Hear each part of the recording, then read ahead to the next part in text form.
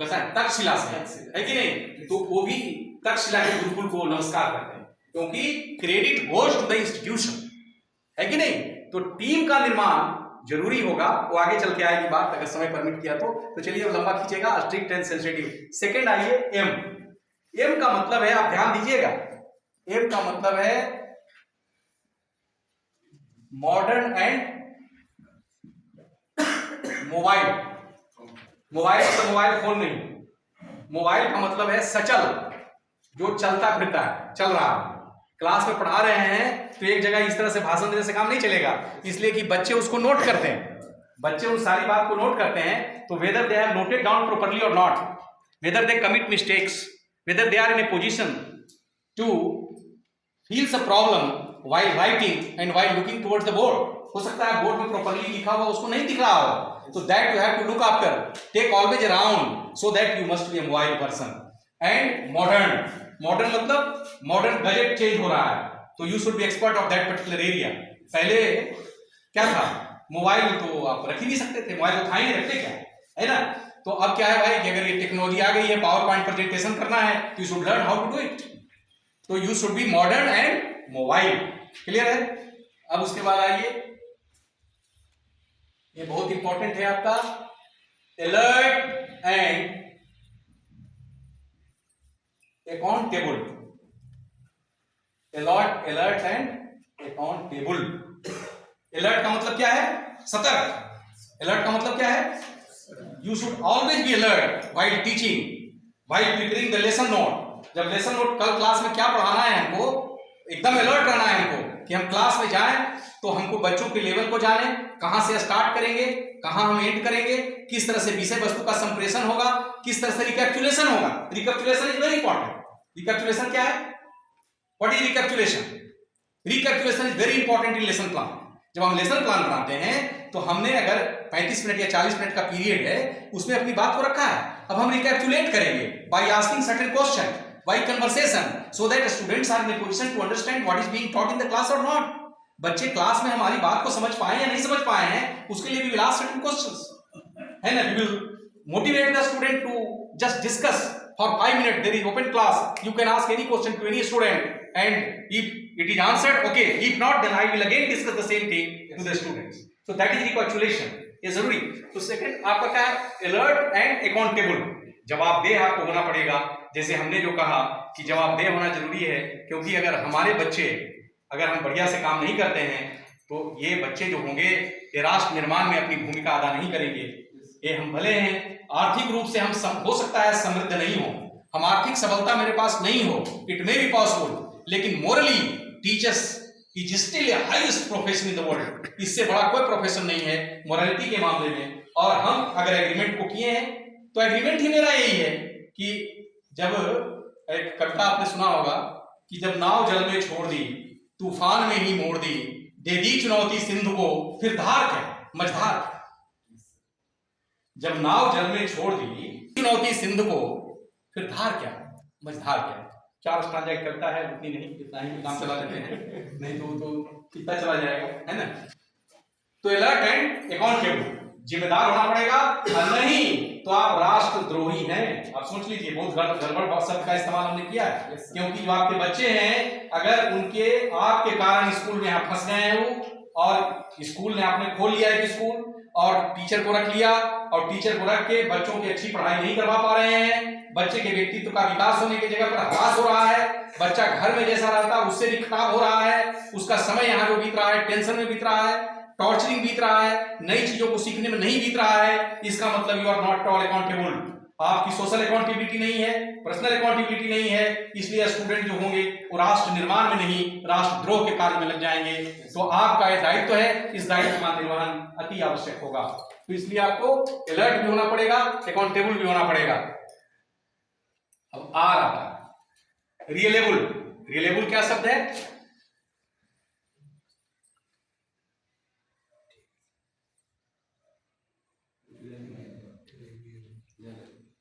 गलत स्पेलिंग लिख दिया हमने, है ना। And responsive, reliable and responsive. ये रिलेबल क्या है? रिलेबल का मतलब है विश्वसनीय। आपकी विश्वसनीयता जो है ये सोसाइटी में होनी चाहिए कि you are a teacher of this particular school, then you must be reliable person.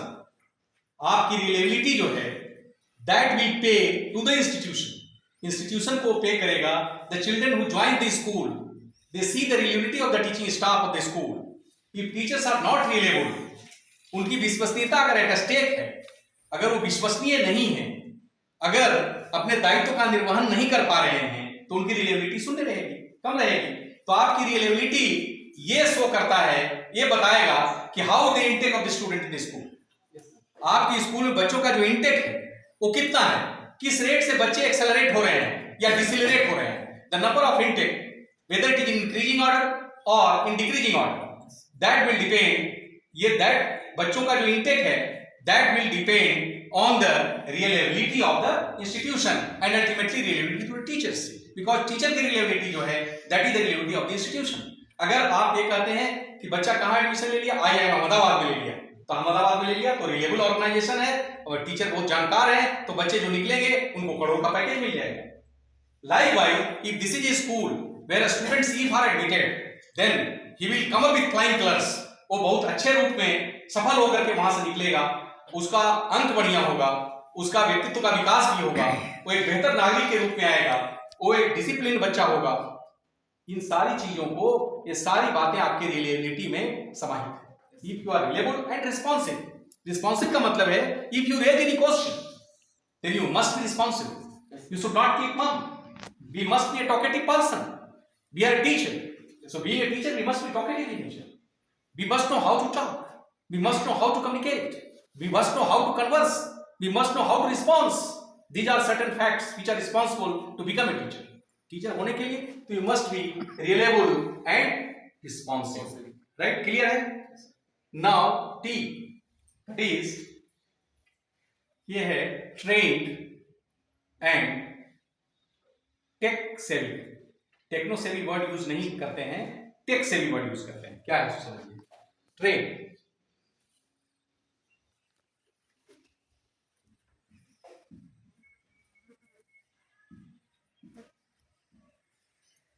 Trend and tech savvy. Trained का मतलब क्या है? You may be knowing the difference between teaching and training.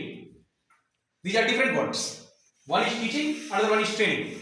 Hindi क्या होती है दोनों को पता है? टीचिंग की हिंदी क्या है जानते हैं? टीचिंग की हिंदी क्या है और ट्रेनिंग की हिंदी क्या है? वेरी गुड, शिक्षण और प्रशिक्षण। तो आपको क्या होना पड़ेगा? ट्रेंड। ट्रेंड का मतलब यहां क्या है? दक्ष। आपको दक्ष होना पड़ेगा। The area where you are dealing with, you should be master of that particular area. उस एरिया का मास्टरी आपके पास होनी चाहिए, है कि नहीं? और चीजों को कहने का तरीका मालूम होना चाहिए। माने you should be expert of content as well as method, क्योंकि you are dealing the lower class children, so you must be very much responsive in methodology part. Methodology part में भी आपको बहुत ज्यादा रिस्पॉन्सिव होना पड़ेगा। और इसके लिए तरीका है ट्रेंड होने का। ट्रेंड होने का तरीका है सब्जेक्ट क्लब बनाना। सब्जेक्ट क्लब होना चाहिए स्कूल में। सब्जेक्ट क्लब क्या है? जैसे मान लीजिए कि हमारा हिंदी है, हिंदी में टीचर कुछ जूनियर क्लास को पढ़ाते हैं, सीनियर क्लास को पढ़ाते हैं, 2-3 टीचर हो सकते हैं, कम अगर हैं तो इंग्लिश को भी ले लेंगे और हम एक सब्जेक्ट क्लब बनाएंगे। हिंदी इंग्लिश के 3-4 टीचर हैं, वो प्राय 10 मिनट का टाइम देंगे, एक जगह बैठेंगे और बैठ के डिस्कशन करेंगे, किसी बात पर कोई चर्चा करेंगे, इनफॉर्मल टॉक करेंगे, है ना, यूं ही गपशप करेंगे। और गपशप करने के क्रम में ही हम उस सब्जेक्ट की गुत्थियों को, कहीं कोई बच्चा नहीं समझ पाया मेरी बात का, कहीं शब्दों का चयन में गड़बड़ी हो गई, कहीं वाक्य विन्यास ठीक नहीं हो रहा है, तो उसको दुरुस्त करने का प्रयास करेंगे इनफॉर्मल टॉक। जैसे एक क्लास 1 का क्वेश्चन एक बताते हैं, हिंदी के, हिंदी पढ़ाने वाले कौन है? आप पढ़ाते हैं। एक विलोम शब्द है क्लास 1 की किताब में, शान का उल्टा शब्द बताइए। विलोम, शान, कैसे बड़ा शानदार, शान का उल्टा शब्द एक प्रकाश 1 की किताब में लिखा हुआ है।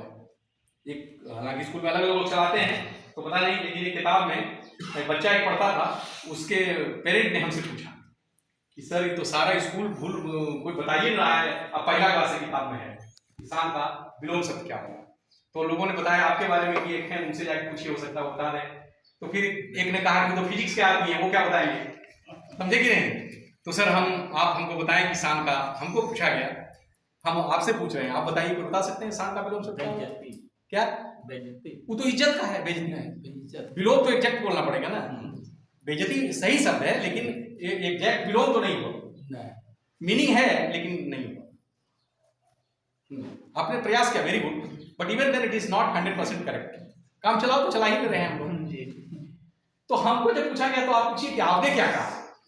हमने कहा भाई शान हिंदी का शब्द नहीं, शान एक उर्दू का शब्द है। तो इसका जो आप विलोम खोजिएगा तो हिंदी में खोजना पहले बंद कीजिए, इसको उर्दू में खोजिए। अरे भाई शान की जिंदगी जी रहा है, वो जिल्लत की जिंदगी जी रहा है, तो शान का उल्टा हो गया जिल्लत। अब है कि नहीं जानते हैं, लेकिन इसको लोगों ने मान लिया।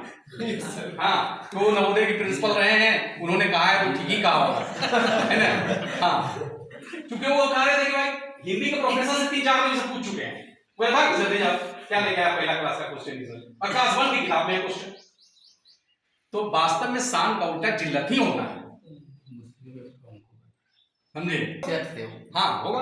तो ये क्लास 1 की किताब टीचर्स क्लब में मिलेगा, जहाँ 4-5 लोग हैं तो विल टॉक समथिंग। उसी तरह से कोई न्यूमेरिकल प्रॉब्लम है, तो ऐसी बात है जो हम नहीं समझा पा रहे हैं, बच्चे नहीं समझ पा रहे हैं, तो इसको सब्जेक्ट क्लब में लाना होगा।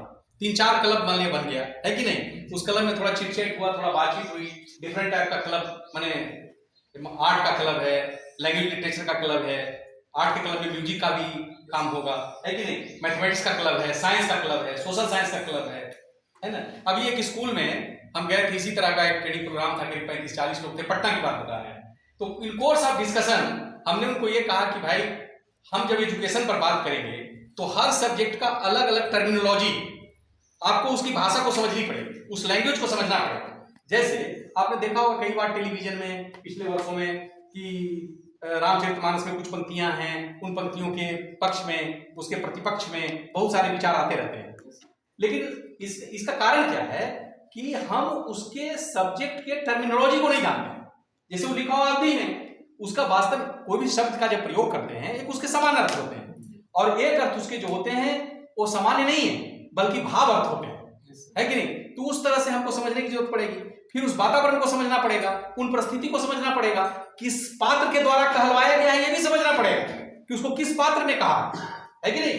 कोई कथा जब लिखी जाती है तो एक पात्र जो है उसका कैरेक्टर जो मेन माने हीरो जो है उसने कहा, एक विलन ने कहा।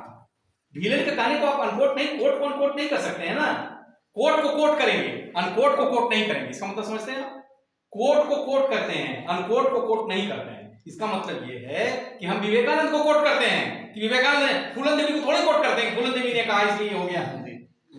अरे कोट हम उसको करेंगे जो कोट है, अनकोट को कोट नहीं करते हैं। तो इसलिए जो बात विलेन ने कहा है उसको थोड़े कोट करना है हमको, वो हमारे समाज के किसी थोड़े दिखाएगा। वो तो कहानी जब बनी है तो एक विलेन होगा ही, और गलती कर रहा है इसलिए जरूरत है वहां पर इसकी।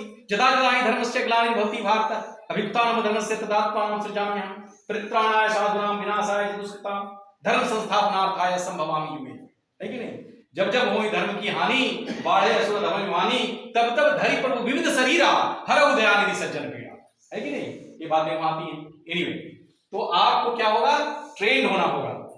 You should be expert of content communication and how to control the environment in which you are dealing with, because what Vivekananda say, जो हमने अभी आपको कहा था, आधे के बाद छोड़ दिया वहां, कि the role of a teacher is just like a gardener, जो पौधे को क्या करता है,